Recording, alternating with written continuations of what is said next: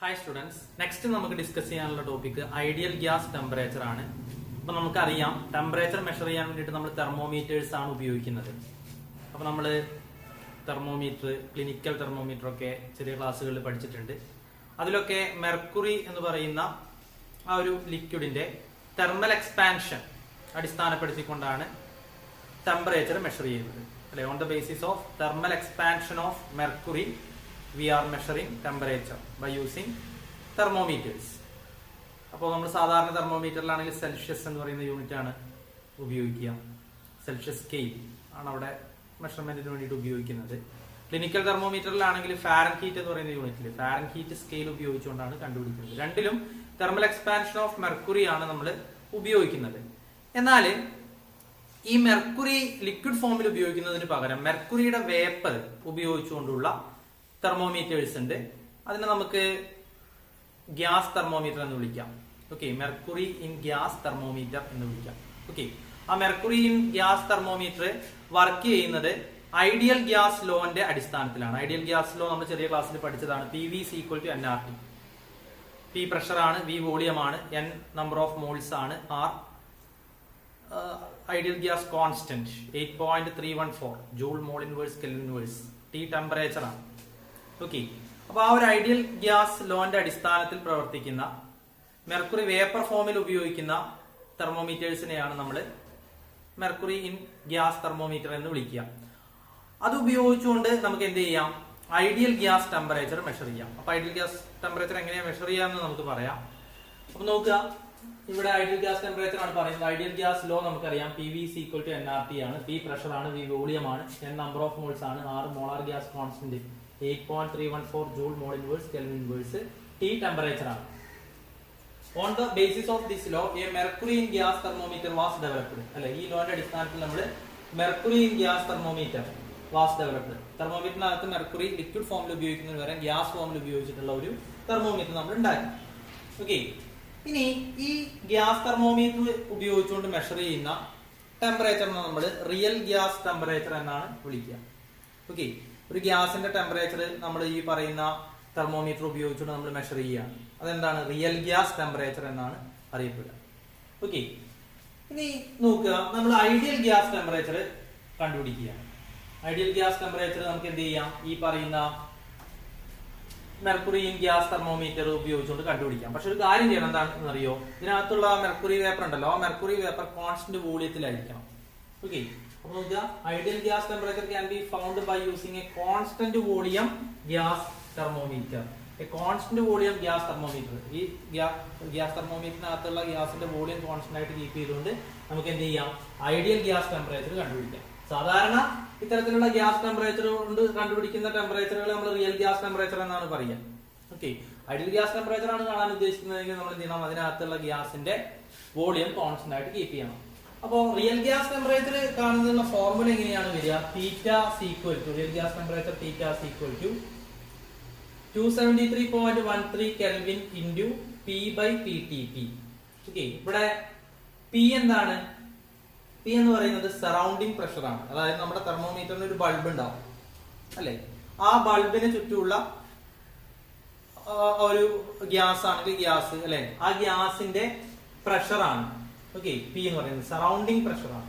Okay, PTP എന്ന് പറയുന്നത് triple point സെല്ലിന്റെ പ്രഷർ ആ തെർമോമീറ്റർ വെച്ച് മെഷർ ചെയ്യുമ്പോൾ എത്രയാണോ അതാണ്. Okay, pressure of the triple point cell measured using that particular thermometer. ആ തെർമോമീറ്റർ ഉപയോഗിച്ചുകൊണ്ട് നമ്മൾ ട്രിപ്പിൾ പോയിന്റ് സെല്ലിന്റെ പ്രഷർ കാണാം അല്ലെ. ആ പ്രഷർ ആണ് PTP എന്ന് പറയുന്നത്. ഓക്കെ, അപ്പൊ ഈ ഒരു ഫോർമുല വെച്ചിട്ടാണ് നമ്മൾ എന്ത് ചെയ്യുക? റിയൽ ഗ്യാസ് ടെമ്പറേച്ചർ കാണുക.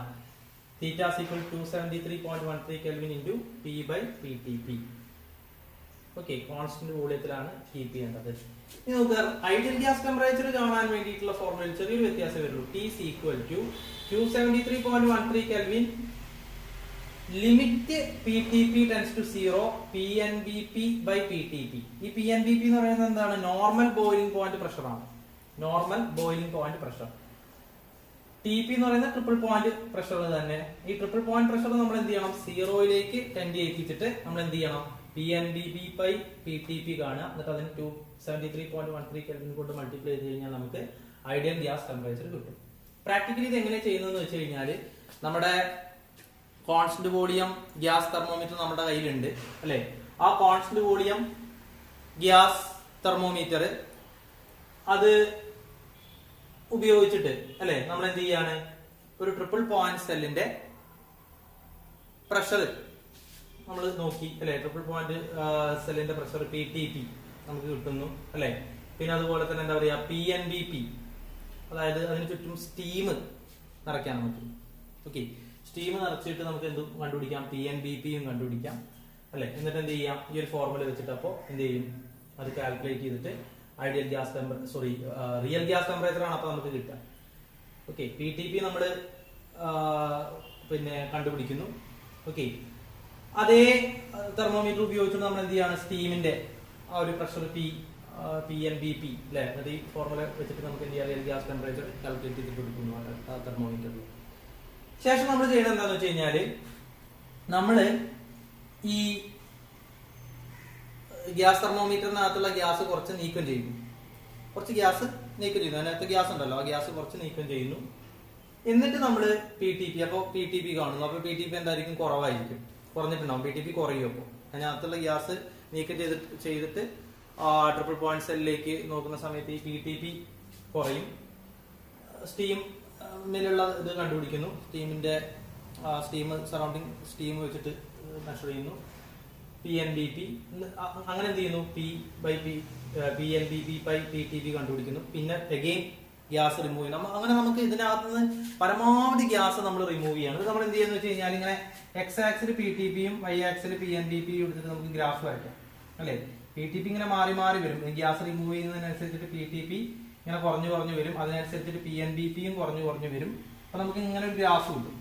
ഓക്കെ, ആ ഗ്രാഫില് ഈ PTP ടെൻസ് ടു 0 അല്ലെ, പരമാവധി ഇതിനകത്തുള്ള ഗ്യാസ് റിമൂവ് ചെയ്യുമ്പോൾ, ഈ തെർമോമീറ്ററിനകത്തുള്ള ഗ്യാസ് പരമാവധി റിമൂവ് ചെയ്യുന്ന സമയത്ത് PTP ടെൻസ് ടു 0, PTP പരമാവധി കുറയും അല്ലെ. അപ്പോൾ ആ സമയത്തൊക്കെ നമ്മൾ PNBP കാണുന്നുണ്ട്. അപ്പോൾ ഈ ഒരു റീജിയനിൽ നമ്മൾ സ്ലോപ്പ് കാണും. സ്ലോപ്പ് കാണുമ്പോൾ നമുക്ക് എന്താ കിട്ടുക, limit PTP tense to 0 PNBP/PTP ആണ് കിട്ടുക. ഓക്കെ, അതിനെ നമ്മൾ 273.13 കെൽവിൻ കൊണ്ട് മൾട്ടിപ്ലൈ ചെയ്ത് കഴിഞ്ഞാൽ നമുക്ക് എന്ത് കിട്ടും, ഐഡിയൽ ഗ്യാസ് ടെമ്പറേച്ചർ കിട്ടും. നമ്മൾ ഉപയോഗിക്കുന്ന ഗ്യാസ്, പലതരം ഗ്യാസുകൾ നമുക്ക് എക്സ്പെരിമെന്റിന് വേണ്ടിയിട്ട് ഉപയോഗിക്കാം അല്ലെ. ഈ തെർമോമീറ്ററിനകത്ത് പലതരത്തിലുള്ള ഗ്യാസുകൾ നമുക്ക് എടുക്കാൻ വേണ്ടി പറ്റും. ഏത് ഗ്യാസ് എടുത്തു കഴിഞ്ഞാലും ഈ PTP ഹൈ ആവുന്ന സമയത്ത് അല്ലെ, അതായത് ആ തെർമോമീറ്ററിനകത്ത് ഗ്യാസ് അത്യാവശ്യം നല്ലോണം ഗ്യാസ് ഉണ്ടാവുന്ന സമയത്ത് ഈ വാല്യൂസിനൊക്കെ നല്ല ഡിഫറൻസ് നമുക്ക് കാണാൻ വേണ്ടി പറ്റും. പക്ഷേ ഈ അതിനകത്തുള്ള ഗ്യാസ് പരമാവധി റിമൂവ് ചെയ്യുന്ന സമയത്ത് അല്ലെ, അതായത് ഈ PTP ടെൻസ് ടു 0 ആകുമ്പോൾ ഏകദേശം എല്ലാറ്റിനും സെയിം ആണ് ഈ PNBP/PTPയുടെ വാല്യൂ വരുന്നത് എന്ന് നമുക്ക് കാണാം. PNBP/PTPയുടെ വാല്യൂ സെയിം വരുന്ന സമയത്ത് ഈ ഐഡിയൽ ഗ്യാസ് ടെമ്പറേച്ചറും അല്ലെ, ഏത് ഗ്യാസ് ഉപയോഗിച്ച് കഴിഞ്ഞാലും നമുക്ക് ഈ ഒരു റീജിയനിൽ ഏകദേശം ഒരേ ടെമ്പറേച്ചർ ആണ് വരുന്നത്. അപ്പൊ ആ രീതിയിലാണ് നമ്മൾ എന്ത് ചെയ്യുക, ഐഡിയൽ ഗ്യാസ് ടെമ്പറേച്ചർ കണ്ടുപിടിക്കുക. ആദ്യം നമ്മൾ പിന്നെ ഈ ഗ്യാസ് തെർമോമീറ്ററിൽ പരമാവധി ഗ്യാസ് നിറച്ചിട്ട് സ്റ്റീം ചുറ്റും വെച്ചിട്ട് നമ്മൾ ഇത് കണ്ടുപിടിച്ചു, PNBP/PTP അങ്ങനെ ആ രീതിയിൽ കണ്ടുപിടിച്ചു. പിന്നെ അതിങ്ങനെ കുറച്ച് കൊണ്ടുവരും. അതിനനുസരിച്ചിട്ട് ഈ PNBP, അതിനകത്തുള്ള ഗ്യാസിനെ കുറച്ച് വരുന്നതിനനുസരിച്ചിട്ട് PNBP/PTP അല്ലെ, ഈ PTP ഇങ്ങനെ കുറഞ്ഞു വരും. PNBP/PTP ഇങ്ങനെ വാല്യൂസ് മെഷർ ചെയ്യുക.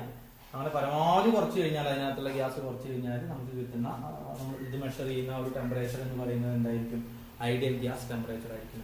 അപ്പൊ ഈ രീതിയിലാണ് ഐഡിയൽ ഗ്യാസ് ടെമ്പറേച്ചർ നമ്മൾ മെഷർ ചെയ്യുന്നത്. ഓക്കെ, ഇനി നമ്മൾ മനസ്സിലാക്കേണ്ട ഒരു കാര്യമാണ്, നമ്മളിപ്പോ ഐഡിയൽ ഗ്യാസ് ടെമ്പറേച്ചർ സ്കെയില് പറഞ്ഞു, അതും കെൽവിന്റെ തെർമോഡൈനാമിക് സ്കെയിലും, ഇത് രണ്ടും ഉപയോഗിച്ചുകൊണ്ട് നമ്മൾ ഡിഫറെന്റ് ടെമ്പറേച്ചേഴ്സ് മെഷർ ചെയ്യാം. രണ്ടിലും കിട്ടുന്ന റീഡിങ്സ് ഒരുപോലെയായിരിക്കും. അതായത് ഈ രണ്ട് സ്കെയിൽസും എന്താണ്, ഐഡന്റിക്കൽ ആണ്. That is very important. Ideal gas temperature scale and Kelvin's thermodynamic scale are identical in nature. Okay, അപ്പൊ അത് വളരെ ഇമ്പോർട്ടന്റ് ആയിട്ടുള്ള സംഭവമാണ്. In the temperature region in which a gas thermometer may be used, the ideal gas scale and Kelvin thermodynamic scale are identical. Okay, gas thermometer use ചെയ്യുന്ന ഒരു temperature region നമ്മൾ നോക്കിക്കഴിഞ്ഞാൽ അല്ലെ, ഗ്യാസ് തെർമോമീറ്റർ ഒരു range വരെ നമുക്ക് use ചെയ്യാൻ പറ്റുള്ളൂ. ഓക്കെ, ഒരു അപ്പർ ലിമിറ്റും ലോവർ ലിമിറ്റും ഉണ്ട് അത് യൂസ് ചെയ്യുന്നത്. അപ്പൊ ആ ഒരു ടെമ്പറേച്ചർ റീജിയനിൽ നമ്മൾ ഐഡിയൽ ഗ്യാസ് സ്കെയിൽ ഉപയോഗിക്കുന്നു, കെൽവിൻ തെർമോഡൈനാമിക് സ്കെയിൽ ഉപയോഗിക്കുന്നു. രണ്ടിലും മെഷർ ചെയ്യപ്പെടുന്ന ആ ഒരു റീഡിങ് ഒരേപോലെ ആയിരിക്കും നമുക്ക് കിട്ടുക എന്നുള്ളതാണ്. വളരെ ഇമ്പോർട്ടന്റ് ആണ്. പിന്നെ അതേപോലെ തന്നെ ഇമ്പോർട്ടന്റ് ആയിട്ടൊരു ടേമാണ് zero point energy. Zero point energy എന്ന് പറഞ്ഞു കഴിഞ്ഞാൽ നമ്മൾ ആബ്സലൂട്ട് സീറോ എന്ന് പറയുമ്പോൾ എന്താണ്? ആബ്സലൂട്ട് സീറോ എന്ന് പറയുമ്പോൾ 0 കെൽവിൻ ടെമ്പറേച്ചറാണ് നമ്മൾ ആബ്സലൂട്ട് സീറോ ടെമ്പറേച്ചർ എന്ന് പറയുക. അല്ലെങ്കിൽ നമ്മൾ സെൽഷ്യസിൽ പറയുകയാണെങ്കിൽ 273.15 ഡിഗ്രി സെൽഷ്യസ്, അതിനെയാണ് നമ്മൾ ആബ്സലൂട്ട് സീറോ ടെമ്പറേച്ചർ എന്ന് പറയുക. ആബ്സലൂട്ട് സീറോ ടെമ്പറേച്ചറിൽ നമ്മൾ എക്സ്പെക്ട് ചെയ്യുന്നത് ഈ പാർട്ടിക്കിൾസിന്റെ ഒക്കെ, അതായത് സബ്സ്റ്റൻസ് ആബ്സലൂട്ട് സീറോ ടെമ്പറേച്ചറിലാവുന്നതോട് കൂടിയിട്ട് പാർട്ടിക്കിൾസിന്റെ ഒക്കെ എനർജി സീറോ ആവുന്നതാണ് നമ്മൾ വിചാരിക്കുന്നത്. പക്ഷെ അതിനൊരു റെസിഡ്വൽ വൈബ്രേഷൻ എനർജി ഉണ്ടായിരിക്കും. ആബ്സലൂട്ട് സീറോ ടെമ്പറേച്ചറിലാണെങ്കിൽ പോലും പാർട്ടിക്കിൾസിന് ഒരു റെസിഡ്വൽ വൈബ്രേഷൻ എനർജി ഉണ്ടായിരിക്കും. ആ എനർജിയെ നമ്മൾ വിളിക്കുന്ന പേരാണ് സീറോ പോയിന്റ് എനർജി. അതും ഇമ്പോർട്ടന്റ് ആണ്.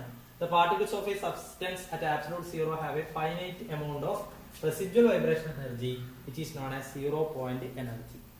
ഓക്കെ, അപ്പൊ സീറോ പോയിന്റ് എനർജി നമ്മൾ തെർമോഡൈനാമിക്സിൽ പല സ്ഥലങ്ങളിലും പരാമർശിക്കും.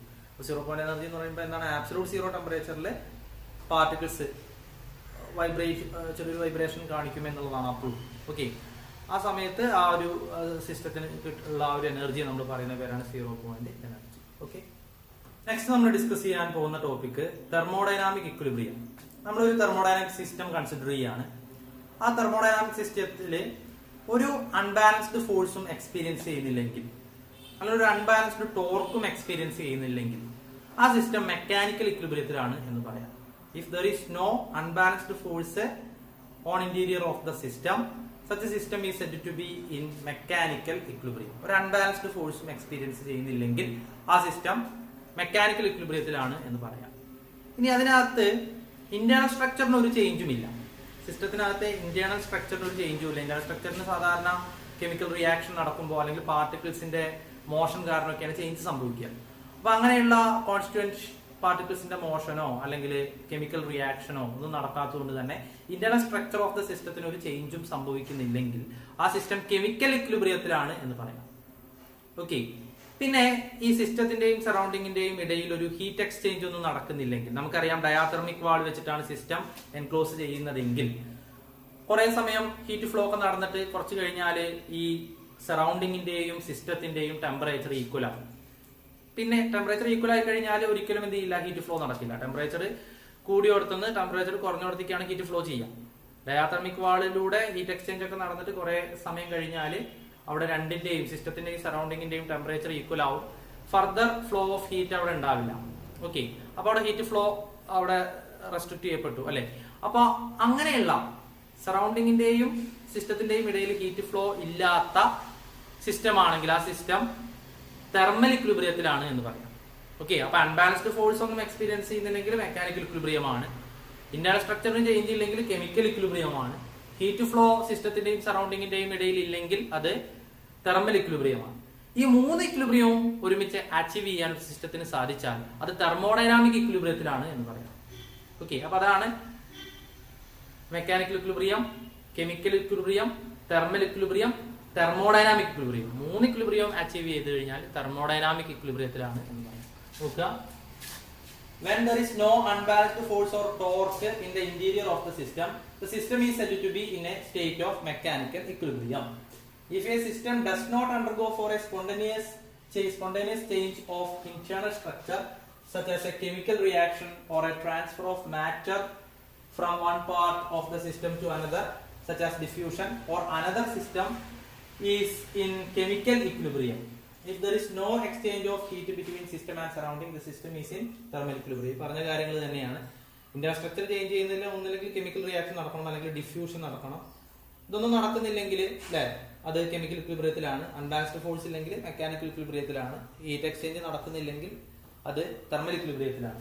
When the conditions for all three types of these equilibriums are satisfied, the system is said to be in thermodynamic equilibrium. ഈ മൂന്ന് ഇക്വിലിബ്രിയത്തിന്റെയും കണ്ടീഷൻസ് സാറ്റിസ്ഫൈ ചെയ്ത് കഴിഞ്ഞാൽ സിസ്റ്റം തെർമോഡൈനാമിക് ഇക്വിലിബ്രിയത്തിലാണെന്ന് പറയാം. അതിൽ ഏതെങ്കിലും ഒരു ഇക്വിലിബ്രിയം അച്ചീവ് ചെയ്തിട്ടില്ലെങ്കിൽ സിസ്റ്റം തെർമോഡൈനാമിക് ഇക്വിലിബ്രിയത്തിലാണെന്ന് പറയാൻ പറ്റില്ല. പിന്നെ വേറൊരു കാര്യമുണ്ട്, ഏതെങ്കിലും ഒരു ഇക്വിലിബ്രിയം ഇവിടെ അച്ചീവ് ചെയ്തിട്ടില്ലെങ്കിൽ, ഇപ്പോൾ ഒരു അൺബാലൻസ്ഡ് ഫോഴ്സ് ഒരു തെർമോഡൈനാമിക് ഇക്വിലിബ്രിയത്തിൽ ഇരിക്കുന്ന ഒരു സിസ്റ്റം ആണ്, പെട്ടെന്ന് അവിടേക്ക് ഒരു അൺബാലൻസ്ഡ് ഫോഴ്സ് വന്നു കഴിഞ്ഞു എന്ന് കരുതുക.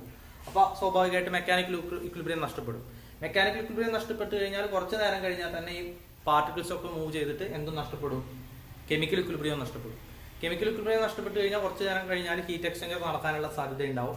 അപ്പോൾ തെർമൽ ഇക്വിലിബ്രിയം നഷ്ടപ്പെടും. അപ്പൊ ഏതെങ്കിലും ഒരു ഇക്വിലിബ്രിയം മാറിക്കഴിഞ്ഞാൽ മൊത്തത്തിലുള്ള എല്ലാ ഇക്വിലിബ്രിയവും മാറാൻ സാധ്യതയുണ്ട്. എന്തായാലും സിസ്റ്റത്തിന് തെർമോഡൈനാമിക് ഇക്വിലിബ്രിയം എന്ന് പറയുന്ന ആ ഒരു സ്റ്റേറ്റ് നഷ്ടപ്പെടും എന്നുള്ളതാണ്. Okay, that's all about thermodynamic equilibrium. Okay, അപ്പൊ ഇന്നത്തെ ക്ലാസ്സിൽ നമ്മൾ ഇത്രയും കാര്യങ്ങളാണ് ഡിസ്കസ് ചെയ്യുന്നത്.